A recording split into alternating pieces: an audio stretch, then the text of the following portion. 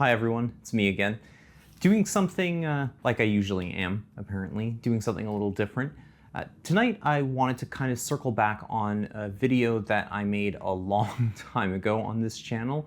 In fact, it was the video that I first did, I would say, more than 2/3 of a year ago now. Time flies. It's crazy to me, but regardless. That video originally was about how I'd gone to Italy and on a kind of whim, the spur of the moment, I freaked out because I hadn't brought my drawing materials with me, and the thought of being in Italy and not, putting pencil to paper, so to speak, was just dreadful in the existential sense, right? So, I picked up the sketchbook, did the whole thing, started out really crappy, but started to reawaken those dormant skills, and by the end of the trip really ended up enjoying it. Well, it's been almost a year, and funny enough, I am heading home. I'm heading home to visit my old man and to do, a little touring around. Not hitting up quite as much of the country this time around because there's less of a need, I guess, to do all the big touristy stuff. I think the missus has seen enough of the peninsula so far, and we're content mostly to stay in the Romagna, where I'm from. But of course, there are still plenty of opportunities to draw, and this time I'm trying to be a little bit more prepared. So I've been trying to get myself well established enough, and while normally I would advocate against purchasing stuff, in anticipation of a big event, you should make do with what you have. I am ashamed to admit that I do have some fresh sketchbooks or some unfinished ones that I probably should be finishing first, but you can allow me this little bit of hypocrisy because there is a need. There is a need specifically, and the need is that whereas last time I really just needed to kind of rediscover the mechanics of drawing and see if I could kind of still do it, here I want to focus on improving two specific mediums that I really want to dedicate my time to. Those being, I guess you could say, the earth tones slash trois crayons, as well as pen and ink. And the reason that I really needed to get a new sketchbook was that the best medium, I think, for those two techniques is toned paper. So, of course, it's a good excuse as well. I'm heading back home. It's special because, the last time I got a sketchbook there, it led to some wonderful things, even though, upon reflection, Moleskin's sketchbooks are, they leave a little bit to be desired. Although, again, to be fair to those ones as well, they were blank journals, not necessarily their sketchbook line. But in any case, I wanted to, get something proper, so I went to Above Ground Art Supplies and I purchased this. It is a toned sketchbook. I'm not going to tell you which brand it is because, quite honestly, that doesn't necessarily matter. The specs are what are important. So I wanted something that had a heavy enough paper stock that it would be able to take some ink and perhaps a light wash. I can't really see myself while I'm out and about doing heavy ink washes. More likely than not, I'll be blocking stuff in still with graphite and then maybe on the spot doing a little bit with the pen just to kind of rough out the main shapes, and then I'll take it home later on and apply the washes to add in, the darker tones, probably heighten it with white at that point as well.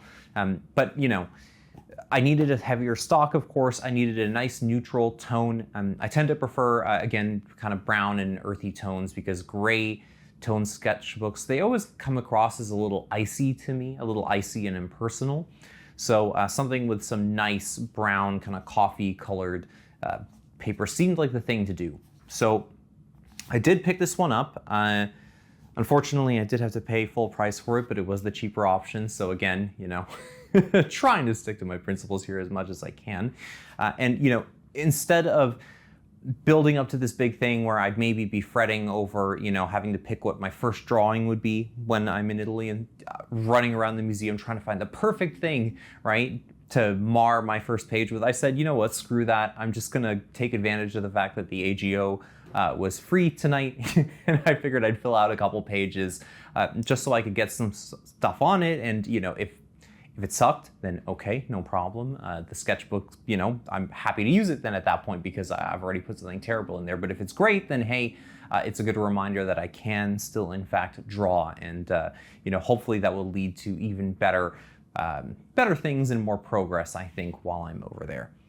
So I did manage to get about, I'd say 3 sketches done. One really doesn't count because the lighting conditions were abhorrent and people kept bumping into me, so it was just impossible to really finish it properly.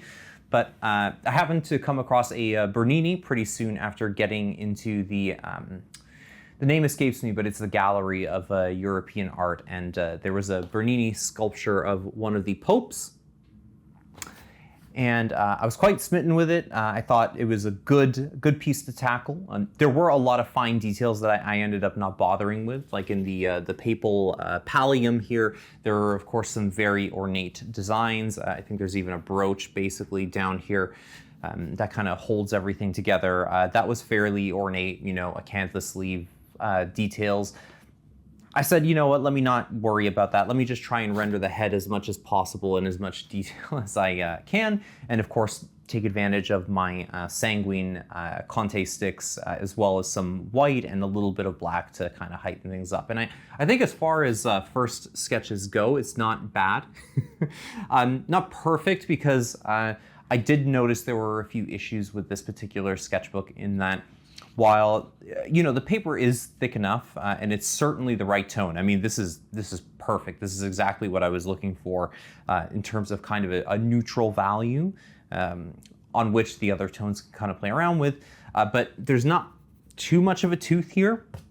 So it didn't always take the Conte pencils very well. And even when I switched to kind of my leads, which are more just raw pigment, that didn't really take too well either. The white especially was very difficult to apply after a certain point, and if I'd had any pigment on there at all, it just wasn't going to happen. There's not that much of a tooth, which I did find annoying, unless you're doing graphite, in which case this thing takes it almost too well.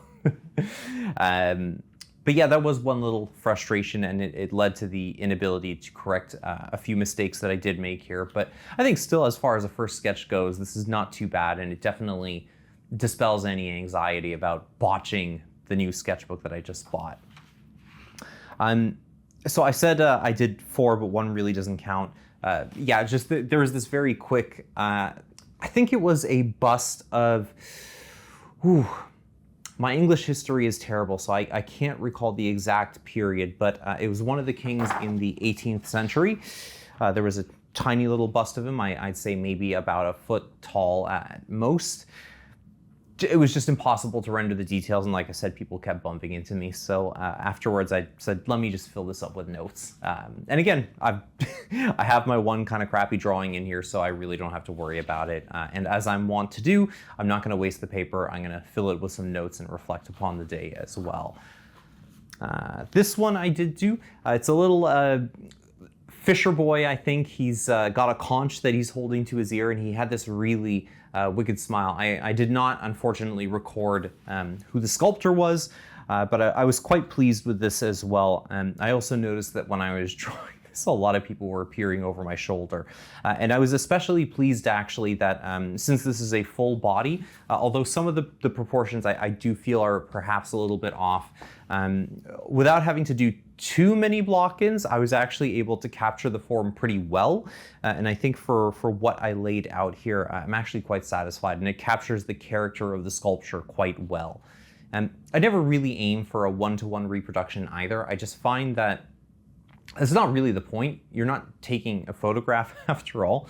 As you want to be accurate to the thing as much as you can, especially to the spirit of the piece. But I think if you're just doing a raw copy, you're kind of missing out. This is why I actually don't really like those photorealistic graphite pictures that people do. You know, they'll copy like a photo of a celebrity and, oh, check out the detail on my blending and it looks just like a photograph. I kind of hate that because at the end of the day, you know, you are just doing what a photograph would, and in fact, the compositions, you know, aside from the fact that technically, sure, it's very good and the thing looks realistic, they're very flat and boring images usually. Even if the photograph itself might have been really good, it's just there's something about that never really sat well with me. So for myself, I don't fret too much about capturing the thing 100%. Again, like the point, first of all, this is a sketchbook, so I'm trying to learn, but the point is really to get the spirit of the thing. I think the kind of mischievous nature of the little guy was captured quite well. And then the last piece was just a portrait that Van Dyck did. I didn't have time to lay in the rest of the body because the AGO was closing. It's only open to the public for free between 6 and 9, and after that it just closes. And it took so long to find pieces that were really good. I also had a little bit of my time wasted by the AGO staff, which is never fun. They really discriminate against backpacks over there, even though I've gone in with a backpack quite a few times over the years. And women with obscenely large purses were able to go in and kind of just do their thing. And I pointed that out too, but this lady absolutely was not having it. So of course I got scammed and had to pay the ludicrous fee for the coat check. So I lost about 30 minutes there waiting in line for said coat check. And then I had to awkwardly carry the sketchbook and my Conte stick or my pencil and my pencil case in my hand while trying to balance this and draw, and it was a miserable kind of thing, especially with so many people coming because the place was free. It was hard to have the full range of movement on my elbows. It's just, kind of a rough experience overall, and it's kind of soured me on the AGO a little bit, but still, I'm quite happy, especially with how this piece turned out. I wanted to do one that was, more or less monochrome, but still heighten it with the white. And I think, again, while it's not a one-to-one reproduction, I think it captures the spirit of the sitter that Van Dyck was trying to embody. And it's, again, accomplished the mission of filling up the first couple pages of my sketchbook to the point where now I feel especially a lot more confident heading over to Italy, where, obviously the collections are going to be much more fulsome. We're going to have the great masters' works assembled there. Even in some of the smaller museums in the Romagna, you would be surprised actually what you find sometimes. So I'm very much looking forward to sketching some of those pieces. And more than anything, these first three pieces, have really given me confidence that I have not, in fact, lost all of my skills. In fact, I think I am getting better and better and better. Each of these took me about 20 minutes to do, and while certainly, I'm sure the old masters could render something much more beautiful in a fraction of that time, I'm quite satisfied with it, considering where I started and how that first sketchbook that I did a year ago was looking. This is quite good. This is quite good, I think. So I can finally go and enjoy the trip, and of course I'll have plenty of extra sheets left over to, I guess, pencil in my thoughts or whatever it is.